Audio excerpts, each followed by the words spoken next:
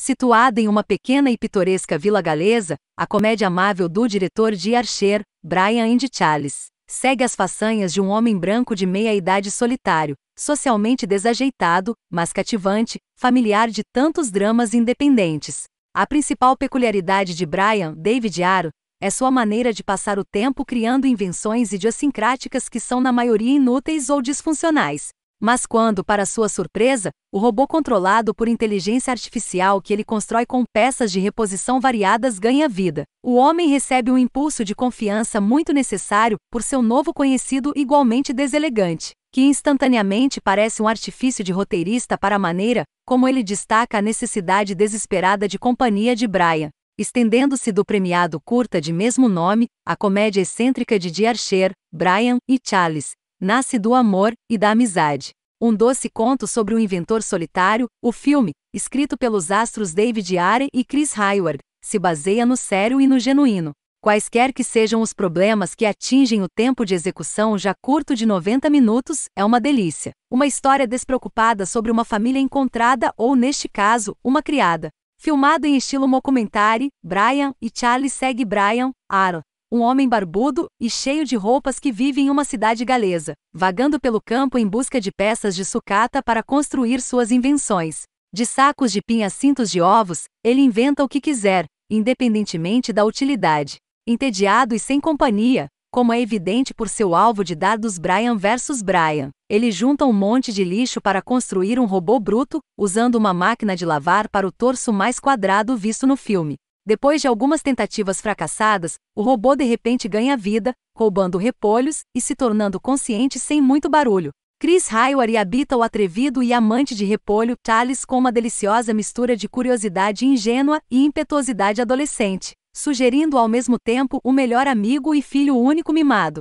Mesmo no ato de abertura, a mistura de peculiaridade e sentimentalismo do filme parece um pouco banal, mais excêntrica do que existencialmente inquietante. Mas a representação do relacionamento de Brian e Charles evita o melado principalmente pela natureza amavelmente estranha de suas interações. A pura peculiaridade do corpo semelhante ao Frankenstein de Charles, que consiste em uma cabeça de manequim, com mais do que uma semelhança passageira com Jim Broadbent, uma máquina de lavar para o torso e pernas humanas, traz uma vibração divertida e misteriosa do vale a todos os movimentos do robô curioso. O robô quadrado escolhe o nome Charles Petrescu depois que Brian sugere outros que não são do seu agrado. Logo no início, ele diz a Charles, "Eu sou seu amigo", um sentimento simples que forma toda a tese de Brian e Charles. Essa escolha fácil de se tornarem amigos para a vida, apesar da incapacidade de um homem de desligar seu brilhante olho azul. Charles é uma peça central emocional, porém, incapaz de entender até onde o mundo exterior se estende, que ele não pode caminhar até o Honolulu,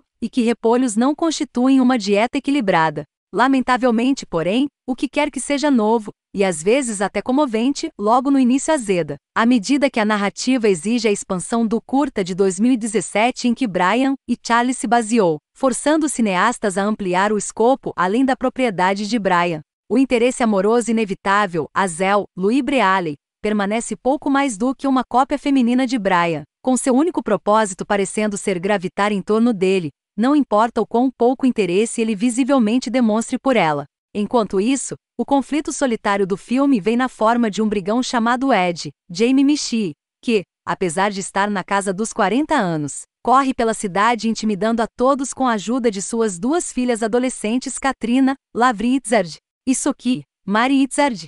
A estreia de Archer é cheia de doçura que beira a sacarina.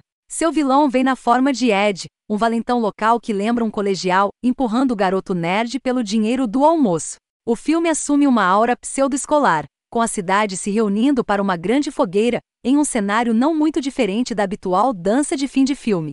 Torna-se algodão doce em abundância, as apostas raramente ultrapassando a preocupação cômica. A justificativa para quase tudo no filme é mínima ou inexistente, desde porque Azel entra na órbita de Brian, até o que leva Ed a ir tão longe a ponto de sequestrar Charles. Até porque as pessoas da cidade suportaram o comportamento excessivamente nihilista de Ed por tanto tempo. E como cineastas nunca se preocupam em detalhar Azel ou Ed, eles parecem aproximações vazias de pessoas criadas apenas para servir de impulso para Brian mudar sua vida. Brian e Charles não precisavam ser um recurso. Poderia ter continuado a existir pacificamente e alegremente como um curta, e seu material estende a história fina como uma folha nesta forma estendida. Mas o charme e a diversão de sua história superam uma narrativa magricela. O Flat Stanley Project veio à mente, uma maneira de dar às crianças um companheiro de viagem, uma razão para aprender sobre novas pessoas, novos lugares e a vastidão do resto do mundo.